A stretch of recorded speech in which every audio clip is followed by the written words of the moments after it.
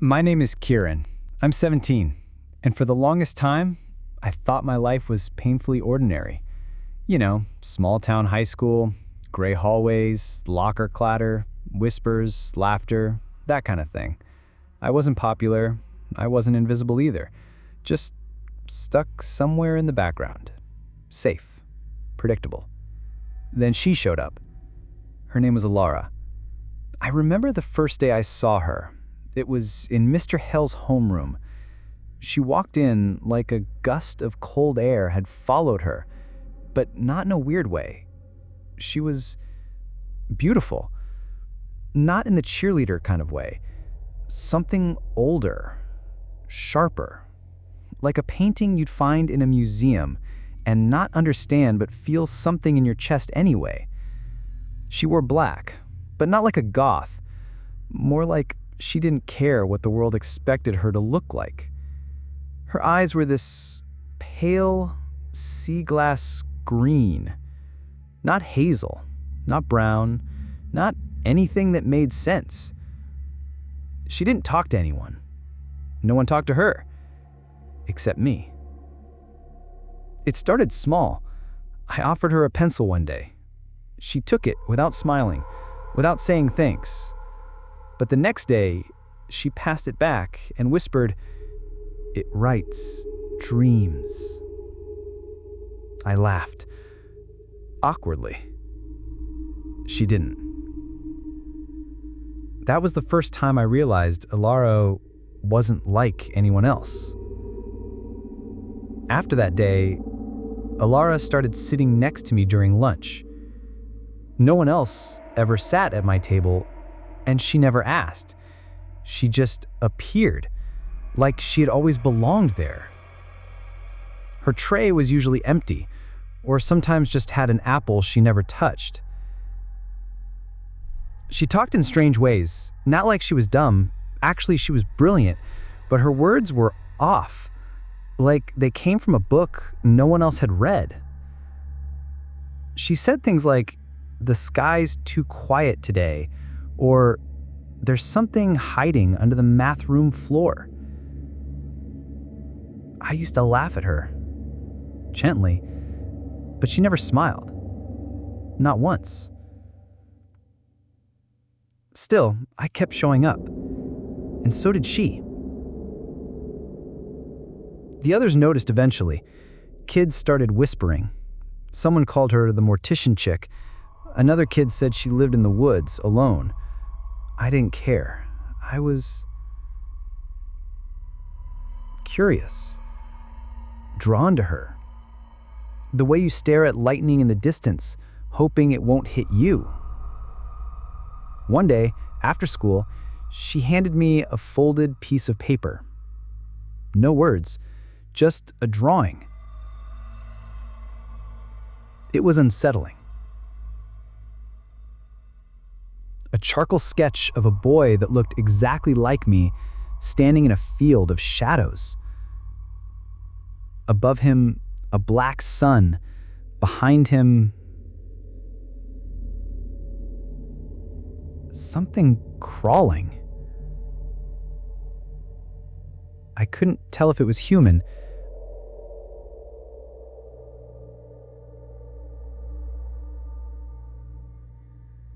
I asked her where she got the idea. She just said, "It's not an idea if it's already happened."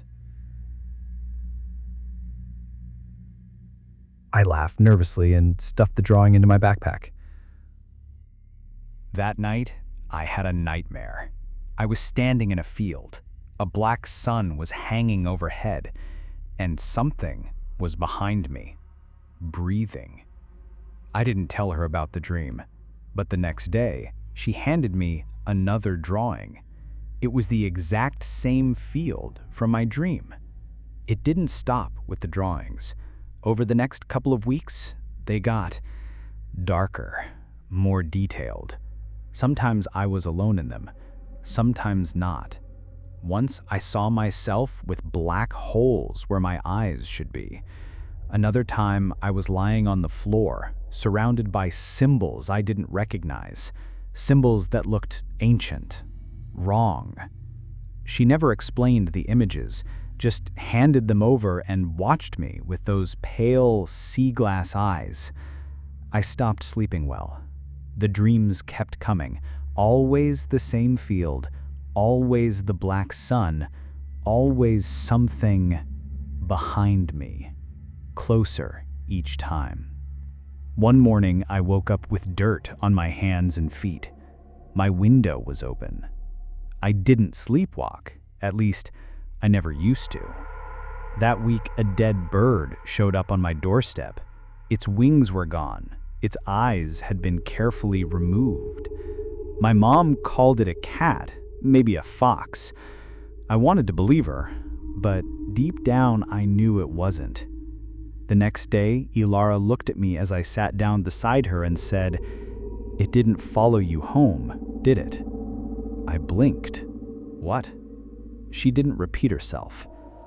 After school, I saw her standing behind the gym alone, staring at something in the trees. I followed her gaze. There was nothing there, just shadows. "Elara," I asked, "what's happening to me?" She paused, then finally said, "You saw the field. You heard it breathing. That means it sees you now." My mouth went dry. "What sees me?" She didn't answer. She just walked away.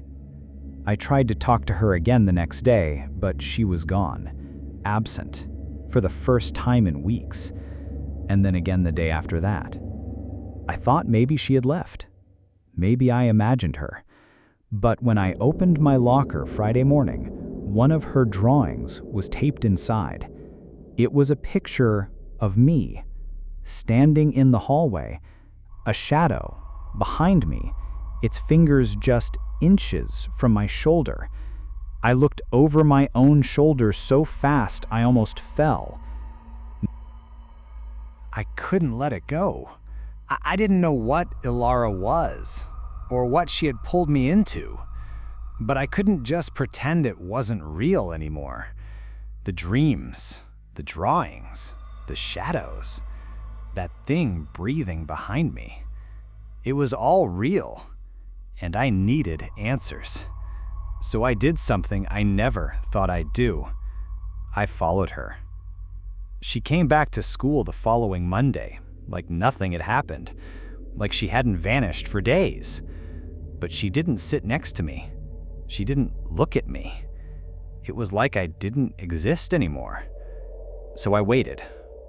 After school, I trailed her from a distance, through the back roads, past the old textile mill, into the woods. She walked like she knew I was behind her, but never turned around. Eventually, she reached it.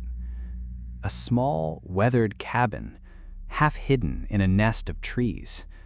Moss covered the roof. Wind chimes made from animal bones clinked gently in the breeze. My heart pounded as I crept closer. I should have turned back. I should have run, but I didn't. I waited until dusk. When I was sure she was inside, I moved around the side, found a broken window, and slipped in. The smell hit me first, like wet leaves and something older, metallic, sweet. The walls were lined with shelves, jars filled with herbs, feathers, claws, things I couldn't identify. The wallpaper was torn, covered in charcoal drawings. Every single one was of me. Me running, me sleeping, me screaming, me dead. On a small table near the center, I found a leather-bound book, a journal. Elara's handwriting filled every page. I flipped through it, breathless. She'd been watching me for months, long before I noticed her. Entry dated 3 months ago. He doesn't see them yet, but they see him. The field is calling. Another. The mark will open when he dreams beneath the black sun. There were symbols too, dozens. Circles within circles, teeth, eyes. spirals that made me dizzy just looking at them. And then I found the photos. Black and white Polaroids. Some of them were old, faded. Kids I didn't recognize, all with those symbols drawn on their foreheads. Some looked terrified. Some looked wrong, like they weren't alive when the photo was taken. The last photo in the stack was of me, sleeping, in my bed, my window open behind me. I dropped the journal, turned to run, but she was standing in the doorway, watching me. I froze. My mouth opened, but no sound came out. Elara stepped into the room, closing the door behind her. "You weren't supposed to come here," she said. Her voice was calm, almost sad. "What is this?" I asked. "What the hell is all this?" She looked down at the photos on the floor. "You weren't supposed to see that yet." "Are you stalking me?" My voice cracked. "Why are there pictures of me sleeping?" "You've been marked," she said. "Since the first time you dreamed of the field, since you saw the sun." "What are you talking about?" I backed away. "Marked by who?" She tilted her head. "Not who. What?" She walked slowly toward the journal, picked it up gently like it was something sacred. "There are things beneath this world, Kieran, things that were never meant to be seen, but they're hungry, and sometimes they find cracks." I shook my head. "You're insane. I tried to protect you." Her eyes shimmered with something that might have been pain. "But you saw too much, and once they notice you, they don't forget." A wind rushed through the broken window. The bone chimes outside clattered violently. "You need to leave," she whispered. "Now." "Why? What happens if I stay?" She turned her back to me. "You'll hear it speak." And then she began to chant, low and soft, in a language I didn't recognize. Symbols on the walls began to glow faintly. The temperature dropped, my breath fogged. The room was no longer a room. It was becoming something else. And behind me, though I didn't want to turn, I could feel it. Something stepping into the world. Something old. Something wrong. I don't know how I made it out of those woods. I don't remember running. One minute, I was in that cursed cabin, walls bleeding shadows, and the next, I was stumbling onto pavement, gasping for air like I'd been drowning. I told myself I wouldn't go back. I promised myself I'd forget it all. Burn the drawings, smash my window, stay awake forever if I had to. But it didn't matter. The dreams came back. Worse. I stopped seeing the field from above. I was in it now, walking, barefoot, mud sucking at my feet, something whispering my name from the tall grass. Every time I woke up, I was closer to the center, and every time I felt less like myself. At school, people stopped noticing me. Teachers forgot to call my name. My reflection began to look wrong, just slightly, like it lagged behind me when I moved. And Elara? She vanished. No one remembered her. I asked around. No one knew the name, not even Mr. Hale, the homeroom teacher. I checked the yearbook. Nothing. Her photo was gone, like it had been erased. Only I remembered. Only I was marked. I tried one last time. I went back to the woods, to the cabin. But it wasn't there anymore.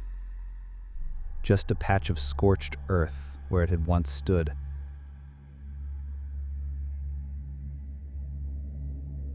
and a symbol carved into the dirt. One I'd seen in my dreams. That night, I heard the voice for the first time, not in a dream, not in my head, in my room. It was whispering, from the closet, from under the bed, from the corners of the ceiling. Not words, not at first, just a wet, gurgling hum, like something trying to remember how to speak. And then it said, "Kieran." Once. Just once. I screamed, but no one came. My parents didn't wake up. The lights wouldn't turn on. My phone screen stayed black no matter how long I held the power button. The walls began to bleed shadow. Not darkness, shadow, like ink pouring from cracks in the world. And then the sun rose. Not our sun. The black one, hanging outside my window, filling the sky like a dead god's eye. And beneath it, standing in the field, I saw Elara, smiling, arms open, waiting for me. Crawling up my walls. Something with too many limbs, with teeth where there should be eyes. The dream had become real, and I was still asleep. Or maybe I had never woken up. That was 2 months ago. I don't know what's real anymore. Sometimes I see glimpses through windows, in mirrors, behind people's eyes. The field, the sun, Elara. She's always watching, waiting. I can't sleep without hearing that thing breathing just over my shoulder. I tried burning the drawings. They came back. I smashed my mirror. The reflection kept looking at me. I don't leave my house anymore. But even here, I'm not safe. Because the field is growing. It's leaking through. Into my room. Into this town. Maybe into you. So if you see her, if you ever meet a girl with sea glass eyes and a voice like frost, don't talk to her. Don't look at her. And whatever you do, don't follow her into the woods.